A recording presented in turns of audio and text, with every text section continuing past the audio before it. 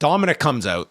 Oh my goodness. So I'm convinced that in the spirit of Montreal, that they went back and rewatched the fallout of Survivor Series 97 with Shawn Michaels and bringing back the midget Bret Hart. So Dominik comes out. He's going to put an end to Cena's retirement tour at Survivor Series and embarrass him in San Diego, then take back his Intercontinental title, and he is the greatest Mysterio of all time, and there's no John Cena here tonight, not in this dump. And Cena's music plays, and Joe Tessitore was just ridiculous with his reaction that, a bonus date, he's here. It's like, yeah, they're coming out unannounced for John Cena, and they have no merchandise for him. Yeah, I'm sure they just did this this bonus one-off. So out comes Mini John Cena, complete with Mini Stu. Yeah. And they actually frame the shot so you see the real Stu filming little Stu, which in my mind just means that we have an even bigger Stu shooting all of this. Like a sort of like a set of 3 Russian dolls, Stews. My God, are we going to get a video of Hunter producing this intro, this introduction, and blocking everybody? The whole uncut 90-minute behind the scenes breakdown. Just looking at this image right now, like how much time was spent today on this segment? Probably an ungodly amount of time dedicated to this segment. So he comes out, he does the Cena entrance, and then he cuts a promo on Dominik, calling him the worst Mysterio. So Dom leans in. Stick to the plan. I'm like, what was the plan? What was the plan? I mean, I imagine something making fun of John Cena rather than the guy actually. So this guy was going into business for himself once he got on television. He just wanted to get on television, on live TV with a microphone. And then he could praise his love for John Cena, because who could hate this man? So Dominik attacks him and hits a 5-knuckle shuffle and a frog splash until Ray comes down to save Mini-Cena. I thought these two were going to like team up, and Judgment Day comes out. He's got to stand up for the little guys. Sorry, this was atrociously bad, I thought.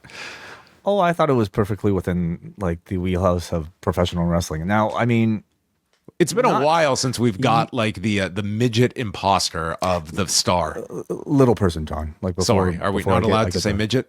I don't believe it's supposed to be said. I don't think it's. This is a big debate now. This has been a big debate. But little person has been pushed back as well. So is that right? That's all I'm saying. Okay, please correct us, everybody. But anyway, this segment I felt was like, I think like acceptable as like a throwback type of segment, because it feels like just almost like a traditional, like almost cliche wrestling segment at this point. But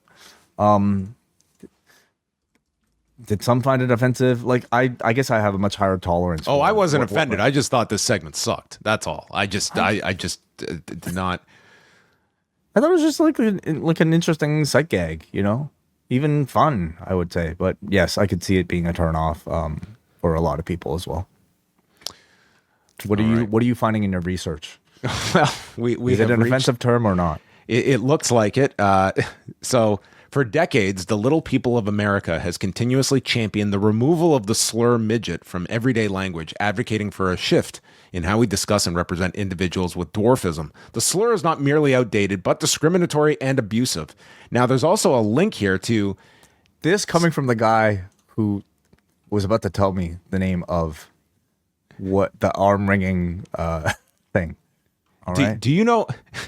There's, by the way, everybody, like everyone got it wrong. By the way, everybody got it wrong. Yeah. Do you know how many people messaged me after the show? It's like, this is what grabs everybody's attention. Not hey, enjoyed the show. Not hey, thanks a lot. Nothing. It's just the amount of DMs I got about this. There's a specific document that the Little People of America has attached specific to pro wrestling. Public events and private spaces that host midget/micro wrestling events for the purposes of entertainment are promoting objectification and stereotypes of disabled people, specifically people with dwarfism. Disability advocates call on these venues and event hosts to stop booking these events or cancel M-Slur Wrestling Warriors/Micro Wrestling Federation and Big Little Brawler performances. The show promotes discrimination and bias against little people and other disabled persons. So they're against what even the utilization of these like little people being booked. So when it comes to segments like these, I can completely see their point. Yeah.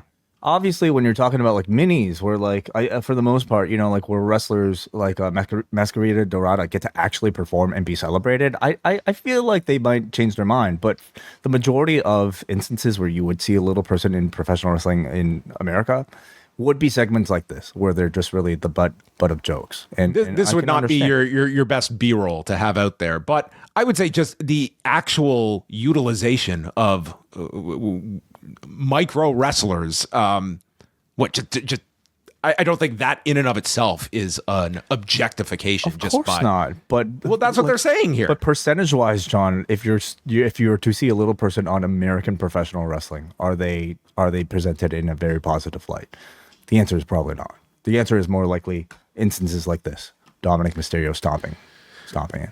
Well, if everyone ever wants to remember what was the final go-home angle for a PLE involving John Cena, this is the answer. They've had to get pretty creative, I suppose, with these, lack of dates. Is this guy coming out at the Survivor Series to get one up on Dominik? Yeah, sure, why not?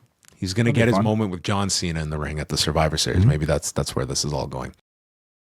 November on the Post Wrestling Cafe will include Rewind Away, looking at some of the biggest retirement matches in pro wrestling history with selections from All Japan Pro Wrestling, WWE, and Stardom, among others. Plus, we'll have reviews of TNA Turning Point, UFC 322 from Madison Square Garden, and the Tanahashi Final Homecoming. John and Wai will be taking all of your questions on this month's installment of Ask Away, and John gets together with Brandon from New Jersey for a Season 4 retrospective of 90210. All that and so much more. Join now at postwrestlingcafe.com. $6 gets you in the door.